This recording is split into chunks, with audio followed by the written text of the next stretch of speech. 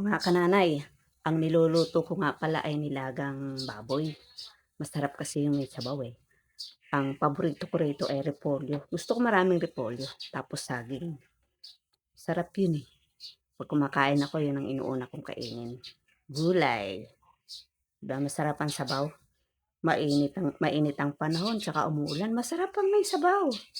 Kaya naglaga ako. Masarap. Ano pa iniintay nyo?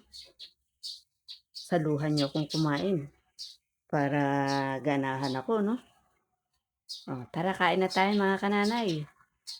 Ang masarap na nilaga. Kayo ba'y mahilig din sa mga sabaw-sabaw? Siyempre, pag nagkakaedad na tayo, mahilig tayo sa mga sabaw-sabaw, no? Yung mga kabataan ngayon, yung iba ayaw ng sabaw. Gusto puro prito. Hindi maganda yung puro prito, no? Kailangan kumain ng gulay at mga masabaw na ulam. Alkaline na tinatawag, di ba? Oh, ano pa iniintay nyo? Saluhan nyo akong kumain. And don't forget to like and share and follow mga kananay. Masarap, di ba? Yummy, yummy.